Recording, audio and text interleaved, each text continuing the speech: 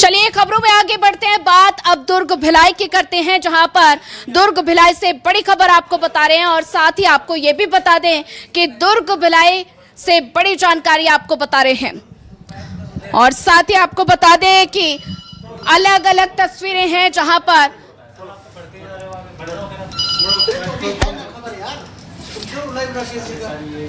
यार एक बात बताओ, मनेंद्र को खबर पे कहाँ बड़े महाराज कैसी बात कर रहे हैं आप?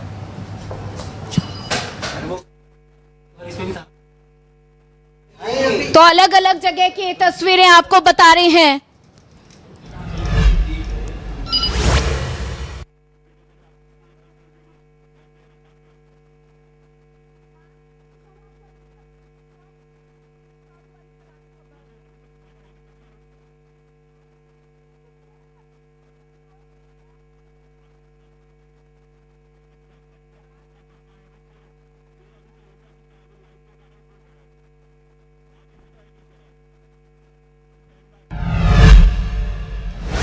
तो वहीं आपको बता दें कि किसानों के साथ कांग्रेस का हल्ला बोल देखने को मिला। तो अलग अलग जगह की तस्वीरें आपकी टेलीविजन स्क्रीन पर भोपाल, सागर, श्योपुर और जिला मुख्यालय पर कांग्रेस का प्रदर्शन साफ तौर पर देखने को मिला। तो भारी संख्या में कांग्रेस कार्यकर्ता सड़कों पर उतरे हुए नजर आए। शाहजहांपुर की तस्वीर भी आपके सामने है, खंडवा की तस्वीर आपके सामने है, जहां जिला मुख्यालय पर कांग्रेस का हल्ला बोल देखने को मिला है। ये बड़ी जानकारी आपको बता रहे हैं। तो ऐसे में किसानों के समर्थन में कांग्रेस कार्यकर्ता सड़कों पर उतरे हैं और साथ ही आरोप प्रत्यारोप का सिलसिला जारी है। जहां एक तरफ एमपी में आज गेहूं खरीदी की शुरुआत हुई है, तो वहीं दूसरी तरफ बात की जाए तो विपक्ष का प्रदर्शन देखने को मिल रहा है।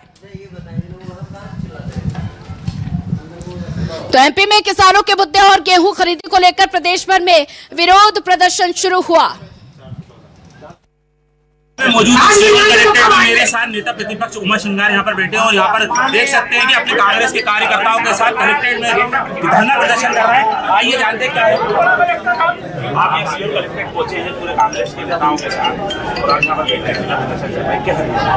देखिए, सरकार क्या गुणगान कर लेंगे और हम लोग विपक्ष होता है जनता की आवाज, जनता की आग होता। कलेक्टर ने गया क्या सरकार नहीं चाहती है कि किसानों की बात सुने? इसका मतलब ये क्या सरकार किसानों को बर्तन के 400 रुपये नहीं देता? हम जानना चाहते हैं कि एक एक दाना किसान का खरीदा जाएगा कि नहीं।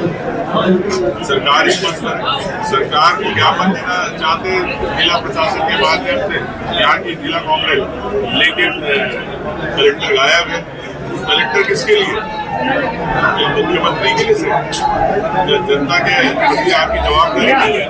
मैं समझता हूँ उस पर तत्काल संज्ञान लेना चाहिए। चलिए इसी पर ज्यादा जानकारी साझा करने के लिए हमारे साथ state news coordinator Rakesh Chaturvedi ji जुड़ चुके हैं। राकेश जी, बात की जाए जहां पर एमपी में एक तरफ गेहूं खरीदी की आज शुरुआत हुई है, लेकिन वहीं दूसरी तरफ विपक्ष की बात की जाए तो विपक्ष किसानों के मुद्दे को लेकर सड़कों पर उतरा हुआ नजर आया। कई मांगों को लेकर विपक्ष की तरफ से प्रदर्शन किया गया है। तो ऐसे में अगर बात की जाए तो किसान खुले तौर पर सामने नहीं आ रहे। किसान लगातार गेहूं खरीदी केंद्र पर अपने लाइनों में लगे हुए नजर आ रहे हैं। तो ये प्रदर्शन राजनीतिक माना जाए या किसानों के समर्थन में? देखिए, हमें इसे समझना होगा, क्योंकि हम गेहूं खरीदी की बात करें तो उसमें सत्ता पक्ष की और विपक्ष की दो अलग अलग जो हम तस्वीरों का जरूर जिक्र करेंगे। और सत्ता पक्ष की बात की जाए तो मध्य प्रदेश में 10 अप्रैल से गेहूं खरीदी शुरू होना थी। सरकार ने एक स्टेप आगे लिया, जो तारीखें आगे बढ़ी थी तो एक स्टेप सरकार पीछे आई और 10 के बजाय 9 अप्रैल तारीख तय की गई कि जो तमाम खरीदी केंद्र है वहां पर 9 अप्रैल से गेहूं खरीदी शुरू होगी। यानी जो पहले से तारीख बढ़ाई गई थी उससे सरकार ने एक दिन पहले से गेहूं खरीदी शुरू कर दी। यह सरकार की ओर से कहें कि यह सरकार का पक्ष है। वहीं विपक्ष की ओर से बात करें तो विपक्ष इस बात को लेकर लगातार मांग कर रहा था कि ये गेहूं खरीदी की तारीख बढ़ रही तो आखिरकार क्यों बढ़ रही है। और जब सरकार ने एक दिन पहले से गेहूं खरीदी शुरू की तो वहां पर हम कहें कि पूरे मध्य प्रदेश में हर जिले स्तर पर कांग्रेस के तमाम जो नेता हैं, तमाम दिग्गज नेता हैं, जिला स्तर की बात करें वहां पर विधायक भी रहे, जिला अध्यक्ष भी रहे और क्षेत्र नेता रहे, उनका विरोध अभी भी यही था कि आखिरकार ये जो खरीदी हो रही है देरी से क्यों हो रही है। लेकिन हम कहें कि सरकार जो इस बात को भांप चुकी थी कि विपक्ष जिस तरह से जो तेवर दिखाए हुए है, जिस तरह सवाल खड़े कर रहा है, तो ऐसे में एक दिन पहले खरीदी शुरू की गई। और हम इसमें किसान की बात करें तो जो प्रदर्शन हो रहे हैं हम देख पा रहे हैं कि इसमें एक और सरकार अपनी वाही लूटी रही है कि हमने एक दिन पहले खरीदी शुरू की है, विपक्ष सवाल उठा रहा है। लेकिन हम किसानों की बात करें तो किसान इन सबसे हटकर उसकी तस्वीर नजर आई, हम कह सकते हैं कि यह तीसरी तस्वीर है, यह तीसरा पक्ष है। और तीसरा पक्ष यह है कि वो किसान जिन्होंने 7 अप्रैल को अपना स्लॉट बुक किया था, वो जिनको आज बुलाया गया खरीदी केंद्रों पर, वो किसान वहां पर खरीदी केंद्रों पर पहुंचे और उन्होंने अपना वहां पर आज गेहूं बेचा। तो हम कह सकते हैं कि एक और जो पूरी तरह से सियासत इसके तौर पर इसे भुनाने का प्रयास जरूर किया गया है। और विपक्ष की ओर से बात करें, विपक्ष को एक अच्छा मुद्दा मध्य प्रदेश में हाथ लगा था और कह सकते हैं कि जिस दिन गेहूं खरीदी शुरू हुई उस दिन सड़क पर भी जो विपक्ष देखने को मिला, जिला स्तर पर देखने को मिला और कई स्थान ऐसे भी थे जहां पर कि मंडियों तक जो कांग्रेस के तमाम कार्यकर्ता हैं, नेता वहां पर पहुंचे। लेकिन हम खरीदी केंद्रों की बात करें तो वहां पर खरीदी केंद्रों की लंबी लंबी कतार जरूर नजर आई हैं। लेकिन हां, वो किसान जिनको कि आज का स्लॉट मिला था, वहां पर तमाम जो किसानों की लंबी लंबी हमने कतार देखी है। और इसमें जो सबसे अहम पक्ष रहा वो ये रहा, सत्ता पक्ष की ओर से बात करें, कि जो सबसे पहले गेहूं बेचने का, गेहूं उपार्जन का जो मौका मिला वो छोटे किसानों को मिला। छोटे किसान यानी जिन्होंने कम रकबे में अपना गेहूं लगाया था, जिनकी उपज कम है, तो उन्हें पहले मौका दिया गया। हम कह सकते हैं ये सकारात्मक पक्ष रहा कि छोटे किसानों को मौका दिया गया है। हालांकि ये पहले दिन की तस्वीरें हैं और जब अब 10 अप्रैल की बात करें तो 10 अप्रैल के बाद 15 अप्रैल से समूचे मध्य प्रदेश में जब गेहूं की खरीदारी होगी तो तब भी इस तरह की तस्वीरें देखने को मिल सकती है, तब भी इस तरह की तस्वीरें सामने आ सकती हैं।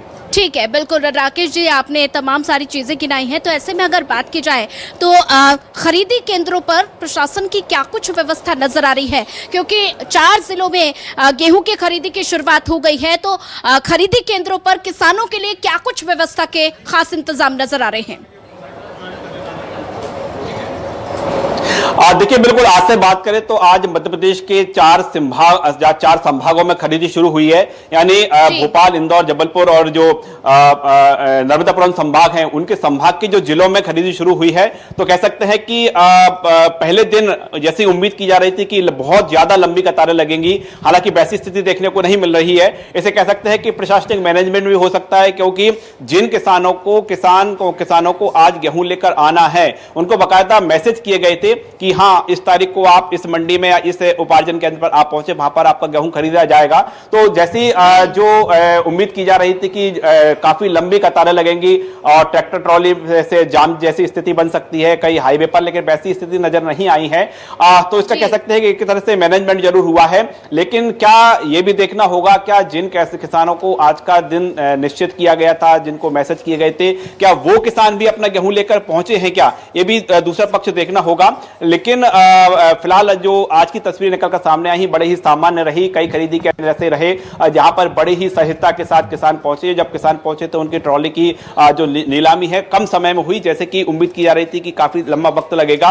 कल का दिन बड़ा भी महत्वपूर्ण रहेगा कि जब कल के लिए भी जो तारीख और के साथ जो समय और जो उपार्जन केंद्र के लिए किसानों को पहुंचना उनको मैसेज किए गए हैं, कल का दिन किस तरह का रहेगा। लेकिन हम कहें कि आज किसानों की संख्या भले ही उपार्जन केंद्रों पर कम हो, लेकिन हम जिलों में बात करें, कांग्रेस के कार्यकर्ता जो सड़क पर जो उन्होंने मूवमेंट खड़ा किया था वो उनकी संख्या काफी अधिक संख्या में रही। और प्रशासन को दोनों तरफ से काम करना पड़ा। एक तो वो कि जो तमाम किसान अपनी उपार्जन अपना गेहूं लेकर आ रहे हैं वो सुचारू रूप से उनकी उपार्जन होता रहे, वहीं दूसरी ओर कांग्रेस कार्यकर्ताओं के कारण जो प्रशासनिक अमला लगा, जो पुलिस फोर्स लगा, तो इस ओर भी प्रशासन को खासा काम करना पड़ा है। जी ठीक है राकेश जी, ज्यादा जानकारी साझा करने के लिए आपका धन्यवाद।